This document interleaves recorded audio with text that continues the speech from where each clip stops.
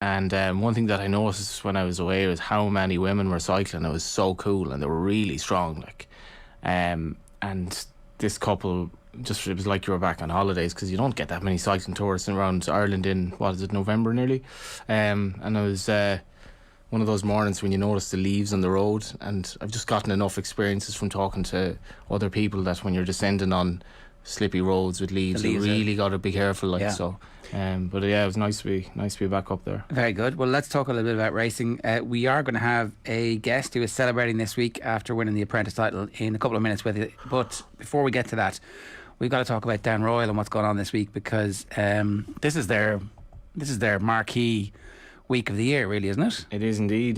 Just watching the conclusion of the 255 here, which is handicap hurling. We've already had some very good action today. This is the Down Royal's flagship meeting, and it has become a really, really strong meeting, helped by Paul Nichols in many respects, coming over and targeting a couple of big races on the Saturday. I suppose the only feature of it is that Willie Mullins doesn't tend to send out his big guns just yet, but Gordon Elliott is particularly strong, and we've obviously Frodon taking on Manila Indo tomorrow.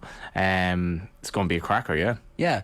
Why did Paul Nichols target it? Because it's obviously gone back years. Is it 7 out of the last 8 or 6 out of the last 7? His record is fairly sensational. Yeah, so there's a race for second season novices, sophomore chasers, if you want to call them that, and then there's a race for the senior chasers. And Paul Nichols would have brought over the likes of Kodo Star and some really good horses. I suppose it was kind of targeting prize money, and the race fitted in well this time of year. Probably not that complex to get to. I'm thinking to get from the boat from England to Down Royal mightn't be the hardest place to get to, but it just made sense, and he just won the race a lot as well. So if you are, obviously these are Cheltenham horses that we're talking about, if you're targeting, this is a good time of the year to make sure that everything is well. You get them to a base level now, get the competition into them, and then you maintain between now and March. Yeah, like I'd imagine the training. I'm not a trainer, but like it wouldn't be so much maintaining. They'd be fit for this race, but they'd be eased off again then until they'd have a target probably at Christmas, and then the main target obviously being Cheltenham. But I guess that's interval training. You can ease off with a view to Cheltenham. But these races are, magnificent in their own right. It used to be the J and Wine chase. I think it's now Ladbroke sponsor it.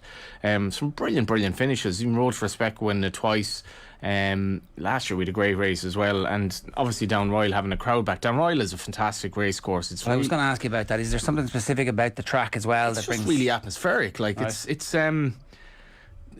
racing's weird in Ireland. Some tracks, and I've spoken about this a lot, some tracks the crowd doesn't really get involved anymore, and I don't really know why. Down Royal is definitely an exception in that regard. The crowd, you feel a vibrancy there. A lot of people are enjoying themselves. They make it a proper day out, but they'll cheer home a winner as well. Fairly vibrant betting ring as well, and the betting ring is facing big challenges going forward.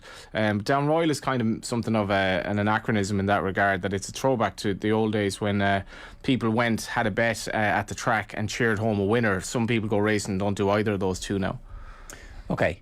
In the context of the race tomorrow, what do you expect to happen? And talk to us a little bit about what happened during the week with Gordon Elliott and his jockeys. Yeah, this is very interesting. There are a lot of jockey kind of stories in the race tomorrow, even though we have only 5 runners. And initially Manila Indo, who obviously won the Gold Cup with Jack Kennedy aboard him last year. Henry de Bromhead had been saying all along, yeah, Jack Kennedy will be riding him. And Rachel Blackmore, so 2 lady jockeys come into the fray here.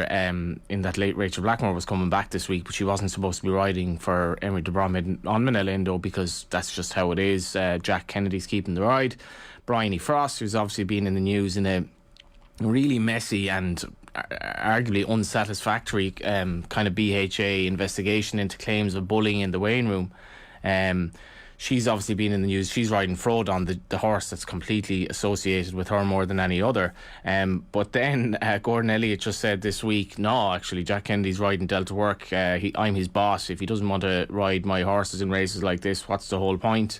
Davy Russell then was jocked off Envoi Alain, and Jack Kennedy, I think rather professionally just said, listen, that's racing. So Davy Russell's riding Galvin, who's not without a chance in the race. Jack Kennedy would have probably liked to be on Manila Indo, who's a hot favourite, but is on Delta Work, who actually is even though he's 10-1, I think is a very realistic chance to the race.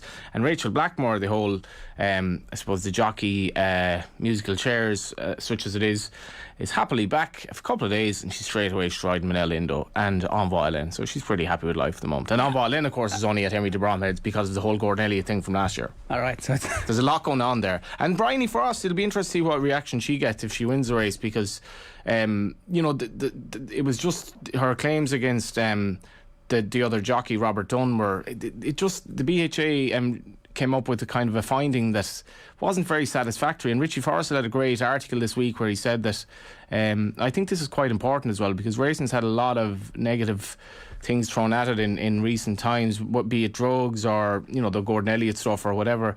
But Richie Forrest's article, he's the Irish editor of the Racing Post, he said, I have a daughter who aspires to be a jockey, and I don't really want her to be a jockey, but one thing that I would never be concerned about is the weighing room. And I came through that weighing room, and I do not believe that it's a cold place for female riders and so on. And I think that piece is well worth reading, and it was just an unsatisfactory whole aspect of the last few months. We might get into that again at some point, because I'm delighted to say we do have Dylan Browne McMonagle with us this afternoon, live in glorious Technicolor from Dundalk. Dylan, good afternoon to you. How are you?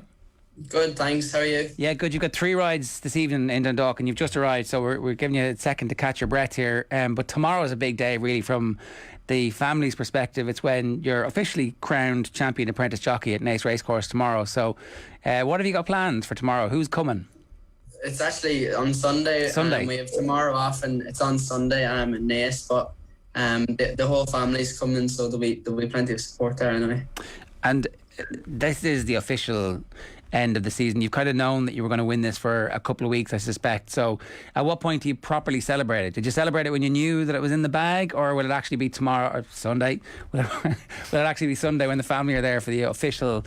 I don't know, what do you get? Do you get a certain colour silk or a banner? What's the actual thing that you get when you're named champion apprentice? Trophy to ourselves, and then we obviously get the annual trophy itself that the champion apprentice gets every year with their name on it.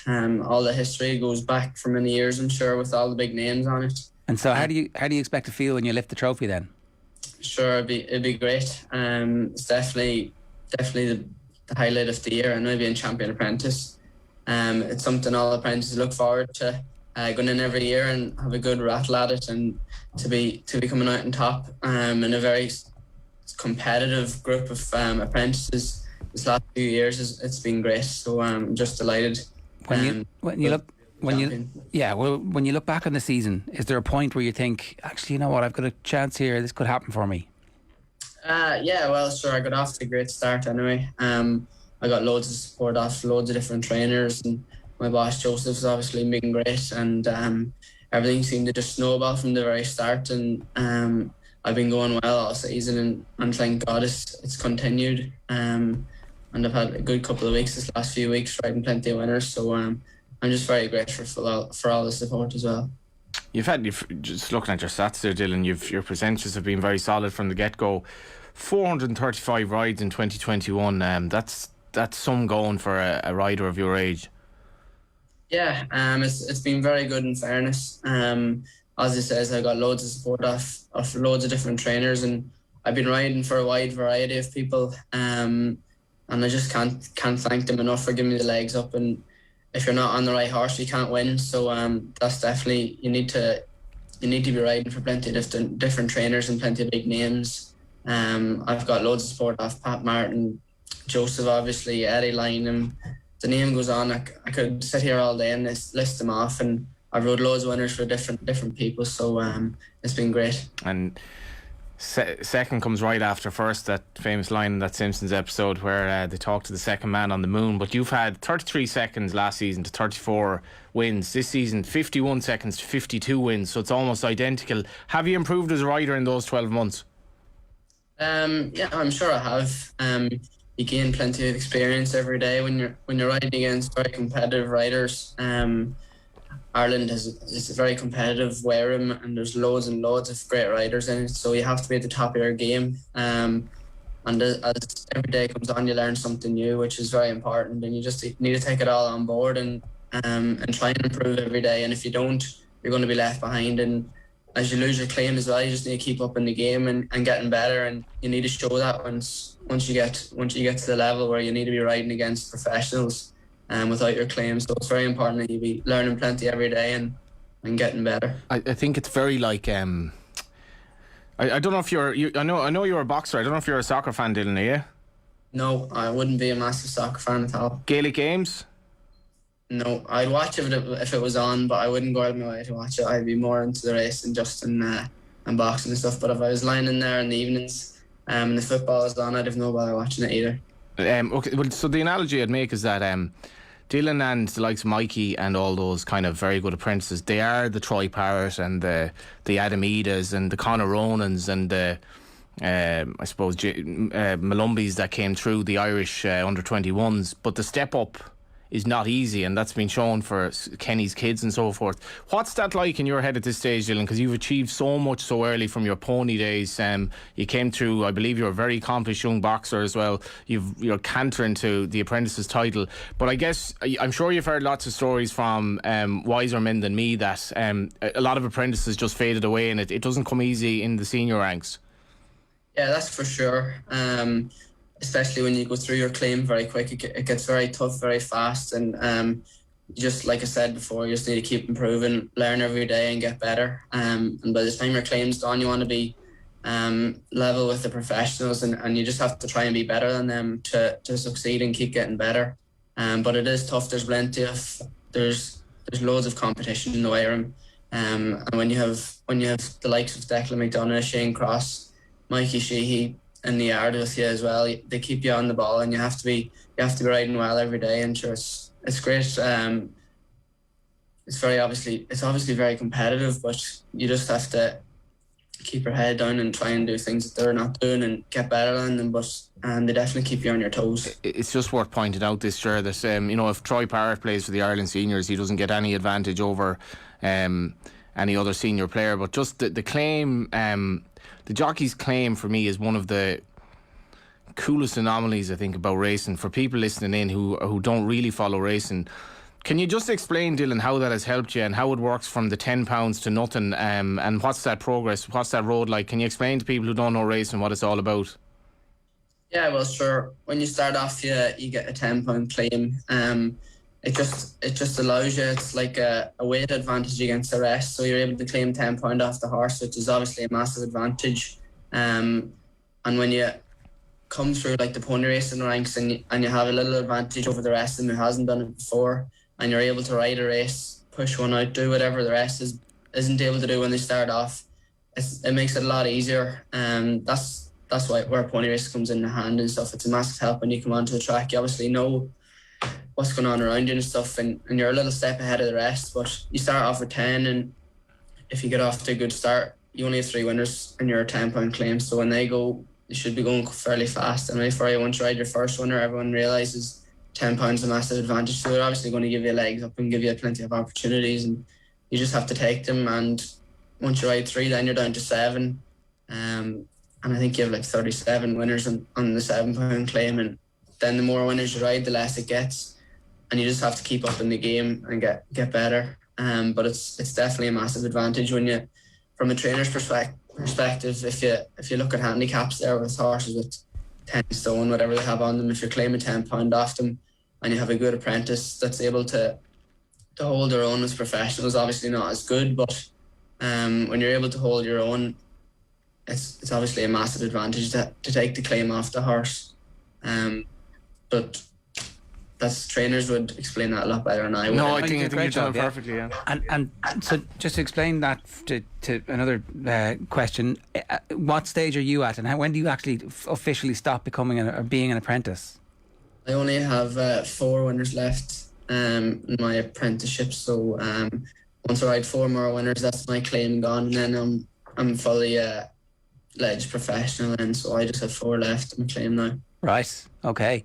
And what do you think is going to happen the night you ride your claim out? Is that like is it like becoming a made man in the mafia type thing where, there's a big celebration and it's very quiet? Or is it like, how will you feel when that happens? It's no real celebration at all. When the time comes, you just have to kind of turn into a man from a boy. So that's just the way it is. Everyone aims to lose a claim, and you like to hope so. And just it's the most important part then, from when you lose your claim, step up into the next grade. You have to just show that you're capable of riding against the professionals. That's such becoming from a boy to a man. Like that's, I don't think anyone could put it better, because the whole concept of the jockey then changes as well, Jerry, in that there's a buzz about this lads or lassie since they were claiming all along. It's like, oh, she's great value for her £7, he's great value for his £3, and then you see his name in the race card. There's no brackets after it anymore. There's no £3. And if you watch handicaps at Dundalk, for example, as Dylan will tell you, you'll often have races where like there's a short head, a neck. That's just the first 4 home. And in theory, if racing works at all in terms of the weights kind of system, that's all down to the claim. So once Dylan loses that claim, this is the thing. It's you have to embrace it, but that's when the challenge starts as well, Dylan, isn't it? Because people look at you differently regardless whether you like it or not. 100%. You start off the bottom of the barrel again. Not even at the bottom of the barrel, but you're at the bottom of the list, and you just have to work your way up and show that you're capable of riding against the best. But it's obviously going to be very, very tough. And you just have to keep getting the support, which I've been very grateful. I've got loads of it. So if the support keeps coming and you stay on the horses, there's no reason why you shouldn't. But you just have to work hard and keep the head down and just getting better. Can I ask what might be another stupid question? Am I right in saying that you only get to claim in handicaps, that you don't get to claim in group races? No, you can claim in, you can claim in maidens as well. Then once you get to the pattern class races, you can't. And it's always a sign of a jockey that when, I suppose, Dylan, when you're put up in those races and you're not able to claim, that's a sign that the trainer doesn't actually value your claim as much as maybe others might. Exactly. And Joseph seems to put us up in plenty of list races and group classes. So it's a massive help as well, and it's a different level when you step into those classes like stakes races, group races, whatever else there is. But it's definitely a massive advantage having the claim, and when it's gone, like you said, you just have to step up the level. It sounds like you're ready for it though, because you did actually win a group race back in April. It was at Navan in the Vintage Crop Stakes, and it was on a Joseph O'Brien trained horse, and it was Baron Samedi. For you, I suspect that's being put up on that is a massive confidence boost. It as Johnny says, then you're not just there for your claim, clearly, and obviously you know that, and you've got a great relationship obviously before that, but there's a real like, okay, you're ready for this now, and then you go and win it. So is there a special kind of feeling when you win one of those races where you're like, yeah, I didn't even need a claim? Yeah, well, it was unbelievable, and it's a great experience to be riding in those kind of races. You learn plenty in them. I partnered up a great partnership with Lech Racing this year, with Lawrence and Chris and the whole team. The owners of Baron Samedi, Grandmaster Flash. They've a few horses in with Joseph, and I've been riding them all year, and I've just got great support from day one off them. I think I've won 5, I think, on Baron Samedi, and he's been very, very lucky, and I'm just delighted I got to keep the ride on him. I got to ride him in the St. Leger this year as well, which was unbelievable, and they're the races you want to be riding in, and you can't get much bigger than that, so I can't ask for much more. Is this when you pinch yourself when you look at it like that? Whenever I go to my cousins in America and my cousin brings me to the racetrack, he more or less backs Johnny V blindly, John Velasquez, and you look at Baron Samedi's Racing Post history, and it's like, yeah, Longchamp last year ridden by Michael Barcelona. This year ridden by Browne McMonagle. Following race wins again under John Velasquez, who must be well into his 50s now. And you're just bang in the middle of them winning on him, and when he's a 20-1 shot. Yeah, exactly. It's great. I got to ride him in Ascot as well in the Long Distance Cup, which was massive. And just I can't thank the owners and trainers enough for giving me these opportunities, and to be over riding in those big days, it's massive. It's a massive help, and it's a great experience. What do you learn afterwards when you think like, well, that was interesting, I saw stuff there that I haven't seen before? Is there anything specific that you can put your finger on? It's just race riding, being more on the ball. They're really good horses that you could be going a lot faster. Things happen very quick, and you just have to be very switched on. And when the race is over, you realise that this happened, that happened, and for the next time you'd be more on the ball. You're not going to be off the ball, so you need to be on the ball. You're waiting to do that pun all day, have you? No, I haven't. But you have to just learn from what's going around you and make sure you're aware with everything. But it's obviously great. The crowds be there. It's loads of different things you could name off, but it's just the race riding itself. You just need to be very aware of what's going on around you and learn from it, what goes on and what happens, and look back. So you're riding with the best jockeys in the world. So if you can't learn from them, you're wasting your time. And how important is confidence, and how much confidence do you get from a win like that? Sure, it's great. You're only as good as your last winner in this game, and when you're riding winners, you obviously things happen for you really easy. Trying not to make things happen in races is a big help. You just have to let it happen, and when you're riding with confidence, things seem to really go your way. So it's definitely a massive help. Is there a good chance that you take a step backwards just from the very fact that you won't have your claim for most of next season, and that your numbers might be a little bit down, but that it's possible you're still progressing? Is that something built into your thinking, or are you not even thinking like that at all? Next year you want more winners than you had this year automatically? Yeah, well, if I had the same amount of winners this year or next year as I had this year, it would be massive. But sure, it's going to be another level and another step up. So if I had the same amount of rides and winners, I'd be very, very happy. It's been a great season, and things have gone really well. So at least it's something to aim for. It mightn't be as easy without the claim, obviously, but aim big and try and beat last year's targets, which would be massive, especially without a claim. But we'll give it a go and see how we get on. How will the dynamic work in the yard then? Because you name check those jockeys, Shane and Declan McDonough and so forth, and there's, I don't know if there's a hierarchy in Joseph's, but obviously different rides go to different riders, and when that claim is gone into next season, you know that Joseph put faith in you from a very early stage. He probably almost picked you at the behest of others because he valued your quality or whatever, and the boy becomes a man then, and you're fighting for rides against these senior riders, and I guess you still have to all get on. That's it, exactly. We all get on very well, in fairness, and we help each other along, and you learn plenty from riding. Like, we be riding work with each other nearly every day, and you learn plenty watching the likes of Declan and Shane and Mikey as well, and we're always taking things from each other and helping each other along the way. But it's a massive team down there, and it's people around you that helps you, from the ground staff to the travelling lads to Fazil, the boss, Mark Power. There's so many people, all the people that ride work that's on the ground, and Joseph himself.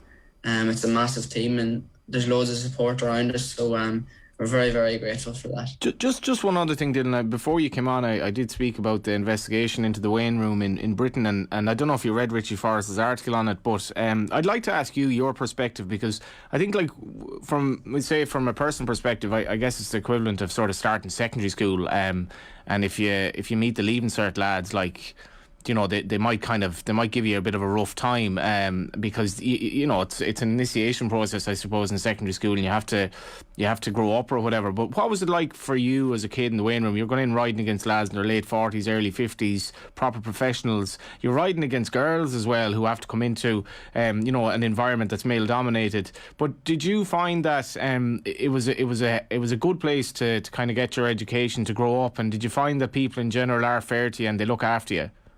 For sure. Everyone's very fair, and if somebody gets onto you for something, it's obviously for a reason, and you just have to take it on board and learn from it. The older lads are very, very good in the way room. They give you loads of advice and support, and they make sure and tell you if you're right, if you're doing things right and wrong, and you just have to learn from it. But that's it, exactly. There's obviously loads of great riders in there, and when they tell you something, they're not usually giving it on to you, they're just trying to help. So it's a massive thing. You just have to take it on board and listen to them. Do you talk to Joseph much about riding style and how to behave in the middle of a race, or is it more about what the expectation is from the actual horse itself? Yeah, that's it, exactly. Just we put him every day of the week when we're racing, and we just give him he gives us the instructions and we tell him what we think, and it's fairly simple. So it's very straightforward. So from a style perspective, who do you talk to, or do you talk to anybody about that? It kind of, because we had you on before and you talked about before coming through ponies, and it's clear you mentioned it again today, and you've had help from some of the best jockeys in the world have given you advice along the way, and Tony McCoy. Did anybody ever sit down to you and say, your style here is excellent, you need to work on this, or has that all been feel yourself that you've kind of developed and evolved? Yeah, well, you obviously need to know when you're making mistakes and when you're doing things right, and you should be on the ball enough to know those things are happening and learn from them. But I've great support from loads of different people. My family at home, everyone since I was a very young age, I've been taught all the right things, and it's a massive help when you have people there to tell you when you're doing things wrong, so you can improve in it. And when your boss is Joseph O'Brien, you can't get much better than that. As a jockey coach, he's rode all around the world, and he knows every ins and outs of it all. Managing Kevin O'Ryan as well, he always does a great job getting me loads of rides. And he's another man that tells you when you're doing things right and wrong, and you need those people around you to correct you to get better, obviously. Well, because that's the bit that keeps your feet on the ground. Not that in this industry it would be hard not to, given how often you end up losing, because that's the sport. But it also, particularly the flat game, is littered with people who have gone off the tracks at various stages. It sounds like you're fairly desperate to get better on a day-by-day basis, and that's the thing that keeps you focused. For sure. You have to be like that. It's a very tough game, and you have to be at the top of your level every day when you're riding, and like I said, when you're surrounded by good people, you usually stay on the right tracks and they keep you on the right tracks. But you have to know yourself, the lines you have to stay straight on and whatnot. But it's definitely, having plenty of good people around you is definitely a massive help. Are you conscious of the prevailing thought, as expressed by Dermot Weld last year anyway, that this is a golden generation of young riders? Because you don't know any different, I guess. But you mentioned some of the riders like the Shees, like the Crosses, yourself, and do you stand up and take notice when Dermot Weld, I think Gerard Lyons said the same, when you've two such experienced legends of the game, really, to say that even in their perspective this is a proper crop of riders. That must give you a lot of confidence as well, because you're at the top of the tree at the moment. Yeah, well, it is very good, in fairness. And when the likes of them give you rides, it's a great boost. And you're obviously riding very, very good horses, which makes our job a lot easier. But you just have to keep on top of your ball and impress them when you can. You obviously can't win all the time, and you lose more than you win, obviously, but when you have good big names behind you and they're supporting you all the time, it's massive. It's massive. Is it intimidating at all to ride for people like that? Where, from my experience, jockeys are very, very. If you meet them before a race, they're really mannerly, and they want to impress the connections in general. They want to get the ride again if the horse is any good, obviously. But were you ever kind of afraid of that aspect of it, or did you just grow into it? No, you treat every trainer the same, every horse the same. That's the way I do it. Anyway, there's no difference. If a trainer had 10 horses or they had 100 horses, you have to treat them all the same. With the same respect, and they're giving you every, just look at the likes of Pat Martin this year. He mightn't have that many horses in there, but he's given me loads of opportunities, and we've got a result this year. And then you look at the likes of Joseph with loads of horses, and I've had plenty of winners for him as well. And Mr. Weld, obviously, he's given me plenty of opportunities as well. But the smaller trainers is every bit as important as the big trainers, and there's not much of a difference at all. You're still riding the one horse for the one man, and different owners, but you just have to try and keep everyone. I was going to say that was one of the most profound things we'd ever heard in Friday night racing, but then you went from Pat Martin and Joseph O'Brien to Mr. Weld. So then the legend still has a bit of a clamour. For sure. I think everybody calls him that, don't they? I think they do. The first time I rang him, it was for the Tuam Herald. Jim Carney, who was a Gaelic Games commentator long before your time, Dylan, and he said to me, now, you know, the racing, like, the racing MO is to call them Mr.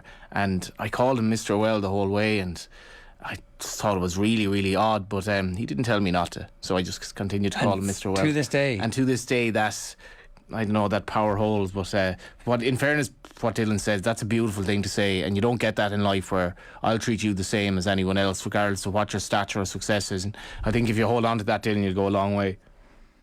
Thank you. Are you on holidays now? Is that what happens here? Like kick up, kick off, go out, go away, have a bit of crack, eat as much food as you want for the next while? Or is there an off season properly for you at all, or no? No, not really. When the last season ends, we have the dock to focus on, and it's the same thing. There's still yearlings coming in now, and it's going to be very busy over the next couple of weeks getting them in and get them right and whatnot. So we're very busy at home, which is very good. It gives us plenty to do and stuff, but. Will you get a break at all at any point, just to kind of sit back and relax and go, geez, that wasn't bad?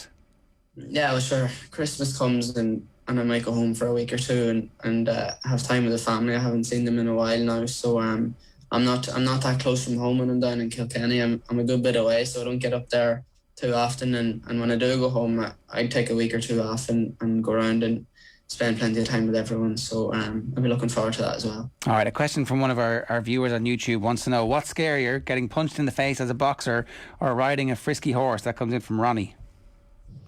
Not sure, you get plenty of frisky horses, but I'm not really afraid of both of them, to be honest. When you're in boxing, you have to expect to get hit in the face. You obviously don't want to, but they catch you. And that's part of the game. It's part of the game on both sides. You have to ride the frisky horses, and you get punched in the face. But that's the point of it, really, isn't it? Exactly. Dylan, good stuff. Thanks a million for joining us. Congratulations on putting together a great season. Thanks very much. Congrats, Dylan. Congrats. Thank you. That's one of the group who are going to drive each other to higher and higher levels of success. It's just that, I don't know, like the old story of when the two lads are up on the sideline watching their local team play in a league game or whatever in club, and some lad comes on and he's clearly put on a bit of weight, and you know he doesn't look in great nick, but he's been brought on to try to do something the last 10 minutes, and the outlet says to the other outlet, like, geez, he was a great minor. And you know that player who, for whatever reason, he didn't kick on at senior. There are millions of jockeys literally that just didn't kick on from the real promise of their apprentice days, and it happens for various reasons. I think there are a lot of apprentices, and the pie isn't big enough for them all to really succeed. So I think any apprentice who's really promising, I think you have to have that caveat of the knowledge of what's gone before. Most don't really make it in terms of what it looked like they would do, and it's the physical progression in that Dylan was almost, I don't want to say ready-made, but when he would have ridden at the track, a bit like Jack Kennedy, when Jack Kennedy's first ride at the track, I'll always remember, was on a hot favourite. You don't get that very often. But Dylan's reputation from the pony circuit meant that he was expected straight away to more or less know and show that he knew what he was doing. And physically, there are parallels with Johnny Murtagh here, who's obviously one of the best guests I think we've had ever on the show. But Johnny Murtagh was a very, very accomplished boxer, and I think the parallels there shouldn't go unnoticed either, in that Dylan would have very strong upper body, strong core, and would effectively be riding stronger finishes than guys he shouldn't have been almost straight away. So that's the one proviso with Dylan, in that he wasn't like this really raw, unfurnished individual who was coming in and had an awful lot of growth in him and was going to become amazingly better in the years to come, because I think he came in and he was already in great shape. But with all that put aside, everyone will agree that he's an exceptional prospect. So prodigious, very prodigious.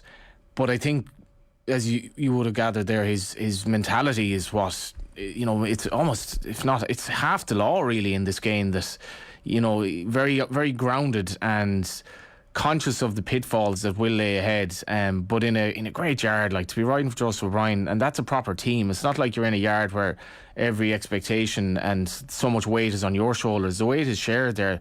They have a huge team of work riders. To be riding with the likes of Declan McDonough every day, who decided to ride more with Joseph, ex-champion jockey, like. And I think Declan's probably found it a humbling and enjoyable experience to be riding with them kids as well, and getting on himself, imparting some knowledge to them. And then Joseph, who himself is exceptionally young, and wasn't that long ago a champion apprentice himself, he can tell him everything that can go wrong. But I just think he just has everything really as a rider and probably as a person, and I'm sure Mr. Weld would agree. We wish them all the very best and continued success, and congratulations obviously to everybody who's getting their trophies on Sunday at Naas, when the final standings will obviously be rewarded with the official trophy presentations. I should have, of course, said that is Naas on Sunday. He's got 3 rides in Dundalk this evening. If you're listening to us on the radio by the time this goes out at 8 o'clock on Friday evening, they will all have gone to post. I should have asked, was there a winner in the 3 of them? You normally do. You let yourself down there, and Dylan probably will ride a winner tonight. I can't remember what he's riding, but he rides Sister winners. Sister Lola for James McCauley, Hightown Heights for James McCauley, and King's View for Patrick McKenna. There you go. Three relatively small trainers. James McCauley's having a great year for Jim Goff and those horses. But Patrick McKenna, small yard as well, and that's a measure of the man. Like, he could stay at home and say, I'll leave it tonight. The flat season's nearly over. Put my feet up, but obviously not. The Tote 10 to follow for the National Hunt season is now open for entries. You can pick your stable of horses to enter either the free or paid game, which has a guaranteed minimum prize fund of €100,000. Visit tote.ie to enter. We'll have more details on the Tote 10 to follow on next Friday's show, when we might reveal who we're picking. Yeah, I'm going to put a bit more thought into it than the... you got humiliated by Tom. I wouldn't say humiliated. I was beaten by him. But I'm going to... Yeah, it was humiliation. A distant second. Distance. I'm going to put a bit more thought into it. Writing piece for Dara O'Connor's Irish Racing yearbook at the moment about Cheltenham last year, like 23-5 for Ireland, and just why this happened and so on and so forth. And when you're going into the 10 to follow, it's very hard now not to think, sure, I'll just pick Irish horses because, like, British don't matter, which may or may not be true, but kind of looks like I did a stable tour with Henry de Bromhead there the other day, and I was like, geez, you're dropping the names like... Well, I mean, go on, yeah. It was actually working. Like, I rang him for a piece that I was doing on horses. Who's a name dropping for him? Never mind. Henry de Bromhead. I was like, holy crap! You have Mr. Weld. Mr. Weld. You have some, like, Henry de Bromhead has a world class operation. I would say he had, like, I did Gordon Elliott for him. Henry de Bromhead seemed to have stronger horse than Gordon Elliott, which is an incredible place to be. Where Gordon was like odds on to be Willie Mullins to be champion trainer.